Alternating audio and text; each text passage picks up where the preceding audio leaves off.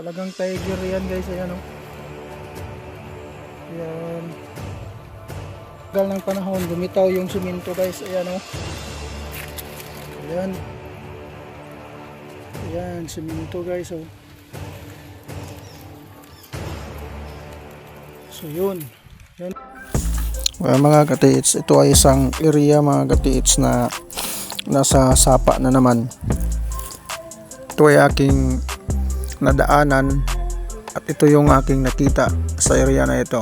Kung nakikita niyo yung bato na yan, ayan, ay meron siyang parang dalawang butas.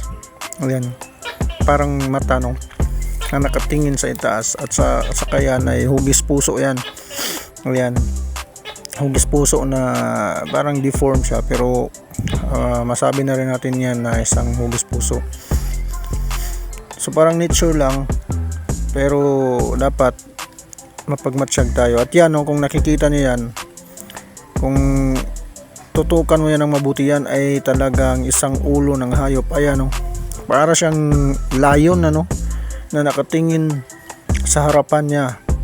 Sa kayang area na yan mga katiits ay parang creek siya dyan, na dead creek na parang dinaanan ng tubig, pero nasa kabila na yung tubig na umaagos, pero dyan wala na, pero parang dati inaagusan niya ng tubig eh. O yan o, kung titingnan yung mga katiits, talagang ulo ng hayop no. Saka yan sa ilalim niyan parang meron siyang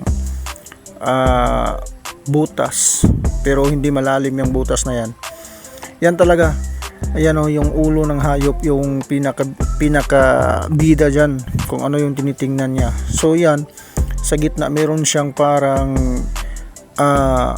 marker yan na ano, yung parang muhon, ano, yan o, talagang tinutusok sa gitna mga katiits. Hindi ko naman masasabing natural lang yan dyan, pero talagang ginawa talaga siya yan o.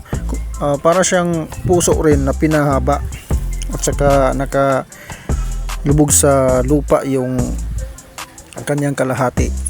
So sa harapan yan mga katiits, yung tinitingnan ng isang hayop na yan, na hugis hayop na nakaukit yan, na para talagang ulo ng layon no. Ayan o, klarong klaro talaga o, na talagang inukit.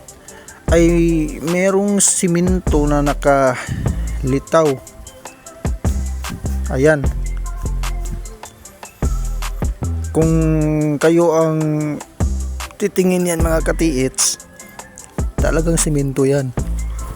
Ano nga naman kung ako pa naglagay ng simento dyan, eh ano naman gagawin ko? Ba't ko naman lalagyan ng simento yan? Eh napakalayo na nga yan oh.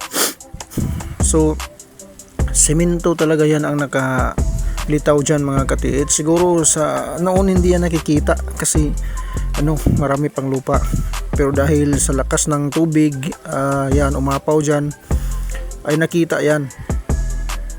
So napakaganda rin itong mga katiits na sign na at ang area ay nasa sapa pa talaga. So baka ito ay merong laman. So napakaswerte natin mga katiits kung ito ay may laman.